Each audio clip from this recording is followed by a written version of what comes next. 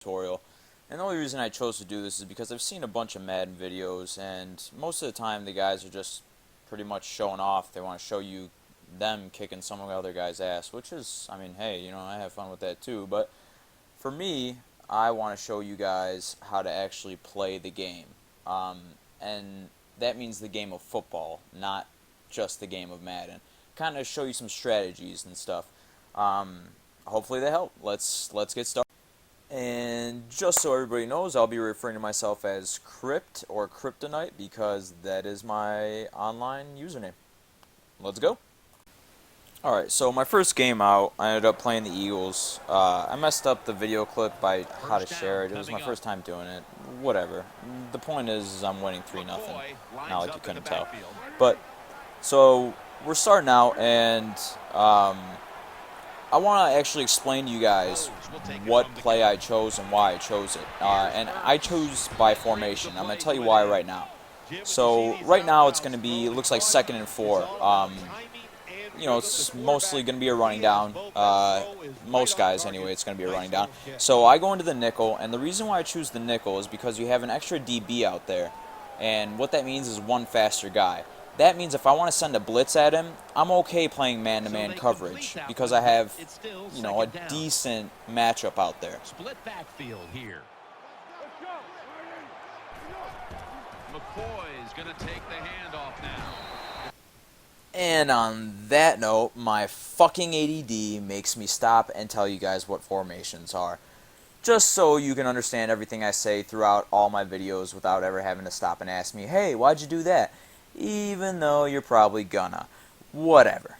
So, the 3-4 gets you most of your linebackers and your heavy guys out there. This is what you're going to use to stop blitzes, put pressure on the quarterback, stuff like that. There's plenty of packages and formations when you're using the 3-4, but just know that you want to use it primarily to blitz and stop the run. The nickel, like I just explained to you guys, is what you're going to want to use for your man-to-man coverages and your, I don't want to say quick blitzes, but the blitzes where you know that they're going to be getting off the line quick. When you're switching to the big dime, as you see I have, everybody has different packages. This is the standard San Francisco package that I have.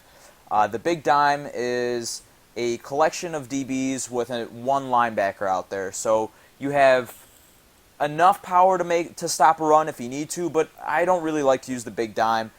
You'll see why later. It's not that effective.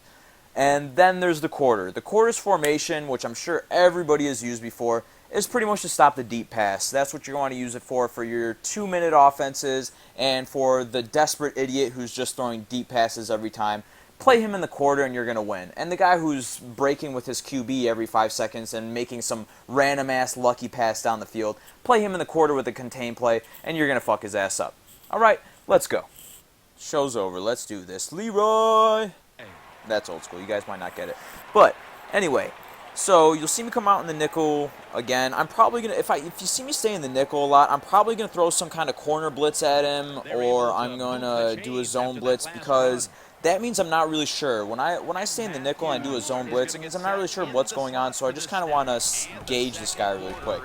And as you can see, I moved my guys, my linemen, over to the left before that play started because that was where the wide side of the field is. I always like to keep my plays.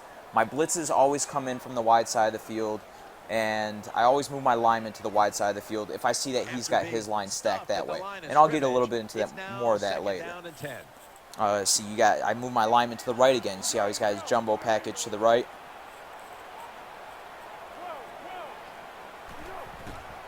He draws and he gets nothing out of it. Here's a time where I'm using the quarters formation. See this guy stuck in 3rd and 13. I'm using the quarters formation because I know he's going long. I mean, 13 yards isn't that long, but I know that it's going to be some kind of underneath. I mean, he's got to have time for this play to develop, and that means I need speed out there. Obviously, I blew that coverage. Just don't do stupid shit like me. I'm a slave to my instincts. When you have an assignment, stay on it, because that would have been easily blocked if I had just left my safety there.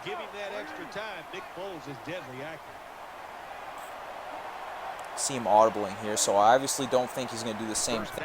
Oh, run his ass over, you 300-pound piece of pussy. If I hadn't made the play on that ball, I probably would have been throwing my controller at that point, I'm not going to lie.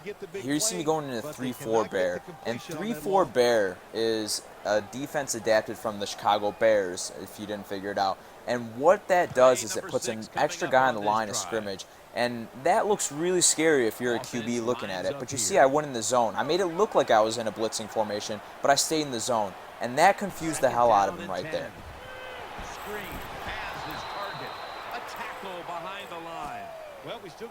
Sometimes if I go in the 3-4 bear and I see that it works, I like to stay in it. But because this is a 3rd and 12, I switched out to the nickel. I want to get some DBs out there. I can almost guarantee I picked a cover 6 again. And this time he's definitely not going to hit the sidelines on me. Oh, he's definitely aiming at that same guy. Oh, look at this. Thankfully he's a jackass and he ran it on 3rd and 12. Yeah, jackass. Split backfield here. Look at this. Foles is going to take it from the gun. When a guy does that, when he does a 4th and 12, and you know I do it all the time, you're a victim of your emotions, it's whatever. Don't be a fuck nugget, okay? When you see a 4th and 12, kick it away. If you're on like the 30, like in no man's land, you can't make the field goal, whatever, do what you got to do. But this jackass could have pinned me deep, and now I'm going to fuck his ass up for it. See how I drew him off sides there? I saw one guy moving up front, and I should have thrown it deep, but I knew that I had a free 5 yards, so I said, why not? I'll just take what I could get out of it. I do that a lot. You gotta fuck with the snap count, because if you see a guy creeping on the line on you every time, he may not guess your snap count, but if you don't fuck with his head enough to make him think twice about it, then your ass is gonna get sacked. Okay, so I stalled out on my offensive drive. I got stuck in no man's land, and I got stopped on 4th. Here he comes back on his drive. He's trying to run a quick no-huddle offense on me. He just ran it with LaShawn McCoy, and here comes the next play. I most likely audible to a cover 3. When somebody does a run, they most likely come back with a pass or a play action. So I switch right away to a cover 3. You see, it didn't work out that well for me, but it also didn't work out that bad.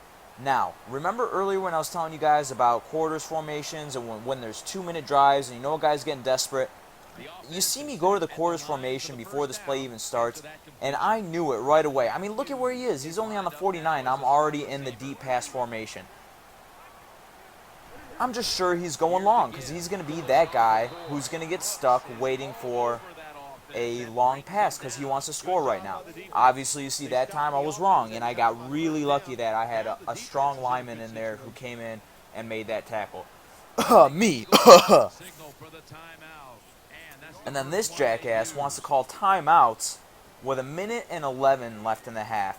Let me give you guys a little helpful hint. If there's a minute left in the half and you are moving the ball, let the time run down before you start using your timeouts. Make sure you're in scoring position before you start using timeouts. Don't be a fuck nugget and just start calling timeouts because you know you're going to score, quote unquote. Because the reality is you're leaving time for the better guy to win. Me. There is nothing worse for a quarterback than have the pocket collapse. And that time they collapsed on his left side. Quarters formation, 3rd and 22. Perfect situation. Couldn't ask for better. I'm going to zone the shit out of this guy right now and hope to God he makes a mistake. Double tight end formation.